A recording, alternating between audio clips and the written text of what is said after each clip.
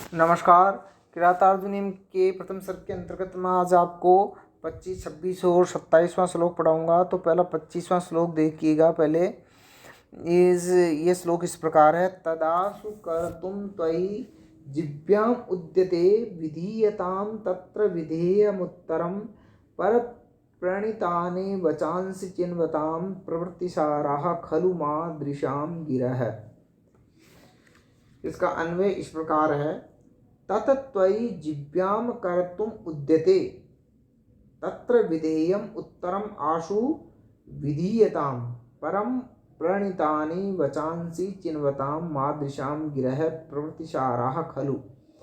तत् इसलिए त्वयि तुम्हारे प्रति जिह्वम् कुटिल कर्म कर्तुम करने के लिए उद्यते उद्योग करने वाले तत्र उस दुर्योधन के विषय में विधेयम करणीय उत्तरम प्रतिकार आसु शीघ्र ही जल्दी ही विधीयताम कीजिए पर प्रणीतानि दूसरों के द्वारा कही गई वचांसी बातों को चिन्वताम इकट्ठा करने वाले मादृशाम मेरे जैसे गुप्तचरों की गिरह वाणी प्रवृत्तिसारा सूचना संग्रह मात्र होती है। अर्थात इसलिए तुम्हारे विषय में कुटिल कर्म करने के लिए उद्यत उस दुर्योधन पर करणीय प्रतिकार को शीघ्र ही कीजिए। आप क्यों नहीं कर रहे? दूसरों के द्वारा कही गई बातों को इकट्ठा करने वाले मेरे जैसे लोगों गुप्तचरों के वचन तो सूचना देने मात्र होते हैं। हम तो केवल सूचना दे सकते हैं। अर्थात हम गुप्तचरों के वचन तो केवल कर्तव्य कर्म में प्रवृत्त होने पर ही हितकारी होते हैं, विलंब करने पर नहीं। अतः आपको शीघ्र ही प्रतिविधान करना चाहिए। गुप्तचर का कर्तव्य है कि वह सूचनाएं एकत्र करके अपने स्वामी की को यथार्थ रूप से बता दे। अन्य करणीय कार्यों पर सुझाव देना उसकी कर्तव्य सीमा में नहीं होता है कि राजा को क्या करना चाहिए क्या नहीं करना चाहिए। ये राजा का काम है। इसी कर्तव्य सीमा को ध्यान में रख करके वनेचर अपने स्वामी युधिष्ठिर को दुर्योधन के कार्यों उनकी राजनीतिक प्रयासों तथा भय मुक्त मन स्थिति का यथार्थ वर्णन करके प्रतिकारात्मक कार्रवाई करने के लिए युधिष्ठिर से कहता है। तो इसमें वनेचर की कार्य कुशलता निपुणता और विनम्रता प्रकट की गई है। और साथ में ये भी कह रहा है कि कर्तव्य और एक कर्तव्य का निर्णय आपको राजा को करना है। मेरा तो आपको सूचना देना मात्र है। हम तो आपको वास्तविक रूप से बता सकते हैं। तो इस श्लोक के अंतर्गत सामान्य से विशेष का समर्थन करने के कारण अर्थांतर न्यास अलंकार है। अब इसकी जो संस्कृत व्याख्या है वो देखिए।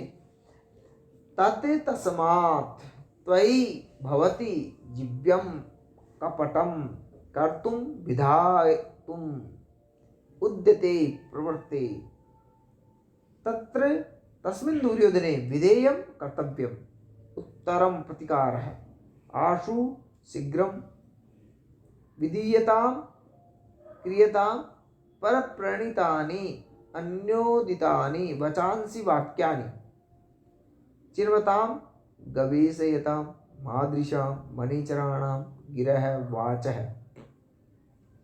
प्रवृत्तिसारः वृत्तान्तमात्रसारः खलु एव खलु एव। तो अब इसके अंतर्गत जो व्याकरण है वो व्याकरण इस प्रकार है। परे ही प्रणीतानि इति पर प्रणीतानि परे ही प्रणीतानि इति पर प्रणीतानि प्रवृत्तिरेव सारो याशांतः प्रवृत्तिसारः विधीयतां। वि उपसर्ग पूर्व धींग धातु से लोट लकार का रूप है। चिन्वतां चीय धातु से लोट लकार होकर के सत्री प्रत्यय हुआ है। और इसके अंतर्गत गीरवाणी गीरवाण वाणी सरस्वती त्यमर है कोश है। अब आगे जो 26वां श्लोक है वो इस प्रकार है। इतीर इत्वा गिरम आत सतक्रिये गते अथ पत्यो वन सन्निवासिनां वन सन्निवासिनां प्रविश्य कृष्णासदनं महीभुजा तदा चक्षसे अनुज सनिधौ वचः अथ इति गिरम् ईरयित्वा वनसन्निवासिनां पत्यो आत्तसत्क्रिये गते सति मयि भुजा कृष्णासदनं प्रविश्य अनुज सनिधौ तद वचः आचक्षसे। अथ इसके बाद इति इस प्रकार गिरम वाणी को ईरयित्वा कहकर वन सन्निवासिनां पत्यो वनेचरों के स्वामी के आतसत्क्रिये पुरस्कार प्राप्त कर गते सती चले जाने पर मई भुजा राजा युधिष्ठिर को कृष्णासदनम द्रौपदी के भवन में प्रवेश करके अनुज सनिधो छोटे भाइयों के समक्ष तद वचः उन वचनों को आचक्ष से कहने लगा। अर्थात इसके बाद इस तरह बात कर पुरस्कार प्राप्त करके उस वनेचरों के स्वामी के चले जाने पर, जो वनेचरों का स्वामी आया था तो उसके चले जाने पर महाराज युधिष्ठिर द्रौपदी के भवन में प्रवेश करके अपने छोटे भाइयों के पास जाकर उन वचनों को कहने लगे युधिष्ठिर। माँ कवि भारवी ने राजा युधिष्ठिर को एक कुशल राजनीतिज्ञ के रूप में दर्शाया है। वह शत्रु पर आक्रमण करने से पहले उसकी संपूर्ण जानकारी प्राप्त करना उचित मानता है, इसलिए वह अपने अत्यंत निपुण गुप्तचर किरात को दुर्योधन के समस्त वृतांत को जानने के लिए हस्तिनापुर भेजता है तथा उससे प्राप्त जानकारी को एकांत में सुनकर भावी योजना का निर्धारण करने के लिए अपने भाइयों के साथ मंत्रणा करके द्रौपदी के भवन में जाता है और सम्यक मंत्रणा के बाद लिया गया निर्णय राजा के लिए फलदायी ही होता है। यही कार्य युधिष्ठिर करता है जो उसकी बुद्धिमत्ता एवं नीतिज्ञता को व्यक्त करता है। इस श्लोक के अंतर्गत अनुप्रास नामक अलंकार है। तो यहाँ पर इसकी संस्कृत व्याख्या है वो इस प्रकार है। अथ अनंतरम इति इत्थम ईरयित्वा कथयित्वा वन सन्निवासिनां वनेचराणां पत्यो स्वामिनी आत्तसत्क्रिये गृहीत पारितोषिके गते स्वप्रस्थानं प्रस्थिते सति मयि भुजा भूपतिना युधिष्ठिरेण कृष्णासदनं द्रौपदी भवनं प्रविश्य अंतर्गत्वा अनुज सनिधौ भीमादि समक्षे भीमादि के सामने तत् वनेचरोक्तम वचनम आचक्षसे उक्तम उसने कहे।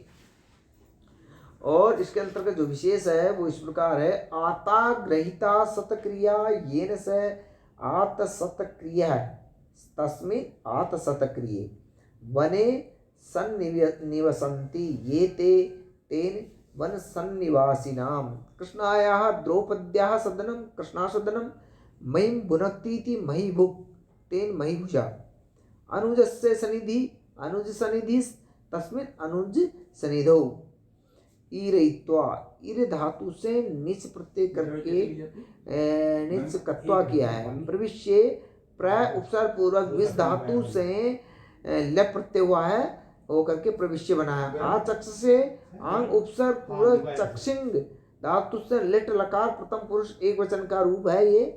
अब आगे जो श्लोक है 27वां श्लोक है वो इस प्रकार है। निशम्य सिद्धिं द्विषताम अपाकृति ततस्त्या वीनयन्तुम अक्षमः नृपश्चे मन्युर्व्यवसाय दीपिनी रुदा जहार द्रुपदात्मजाद गिरह ततद्रुपात्मजा द्विषताम सिद्धिं निशम्य ततस्त्या अपाकृति विनयन्तुम अक्षमः सति नृपश्चे मन्यु व्यवसाय दीपिनी गिरह उदा जहार। तत् इसके बाद में द्रुपदात्मजा द्रुपद की पुत्री द्रौपदी ने द्विषताम शत्रुओं की सिद्धि निशम्य सिद्धि सफलता को धन धान्य समृद्धि को निशम्य सुनकर ततस्त्या वहाँ की उनकी ओर से आई हुई अपाकृति अपमानों को विनियंतुम सहन करने के लिए अक्षमा सती असमर्थ होकर के नृपस्य राजा युधिष्ठिर के मन्यु व्यवसाय दीपिनी क्रोध और उद्वेग को बढ़ाने वाले गिरह वचनों को उदाजहार कहा। अर्थात इसके बाद द्रुपद पुत्री द्रौपदी ने शत्रुओं की सफलता, धन धान्य आदि समृद्धि को सुन करके राजभ्रंश दुखादि से प्राप्त होने वाले अपमानों और विक्षोभों को सहन करने के लिए असमर्थ होकर के राजा युधिष्ठिर के क्रोध और उद्योग को बढ़ाने वाले वचन कहे। यहाँ द्रौपदी की प्रतिशोधात्मक स्थिति को प्रकट किया गया है। द्रौपदी को गुस्सा आ रहा है, प्रतिशोध लेने के लिए वो युधिष्ठिर को कह रही है। वह युधिष्ठिर आदि के द्वारा किए गए अपमानों से अत्यंत दुखित है, क्षुब्ध है।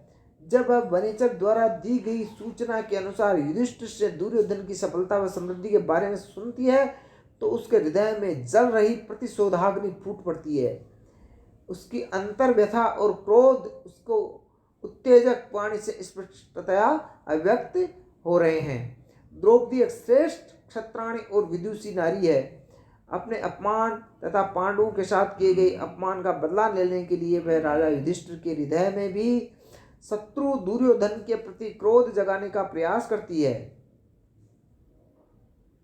यही क्षत्राणी का धर्म है कि वह अपने पति के हृदय में शत्रु से प्रतिकार लेने की भावना को उत्पन्न करे।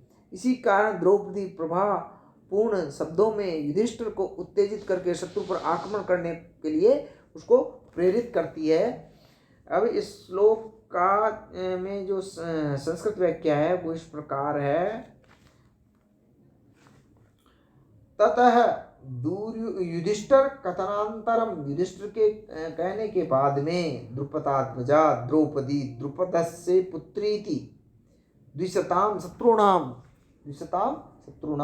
सिद्धिं सफलतां निशम्य श्रुत्वा आकर्णे ततः आगतः अपाकृति अपकारान् विनियन्तुं निरोद्धुम् अक्षमा असमर्था सती नृपस्य युधिष्ठिरस्य मन्यु व्यवसाय दीपिनी क्रुधा गोद्योतिनी गिरह वाचः उदाजहार उक्तवती, उसने कहे वचन कहे। द्रुपदस्य आत्मजा द्रुपदात्मजा मनुष्य व्यवसाय से मनु व्यवसायो तो दीपयती मनु व्यवसाय दीपिनी ता मनु व्यवसाय दीपिनी ततः आगता ततस्ता निशम्य नी उपसर्ग पूर्वक श्रम धातु से लेप प्रत्यय होकर के निशम्य बना है। उदाजहार उत उपसर्ग और आंग उपसर्ग पूर्वक ह्री धातु से लिट लकार का रूप है ये। और इसके अंदर ब्राह्मी तु भारती भाषा गीर्वाणी सरस्वती त्यामरः इस प्रकार बताया गया है। तो आज ये 3 श्लोक संपूर्ण हुए। थैंक यू, धन्यवाद।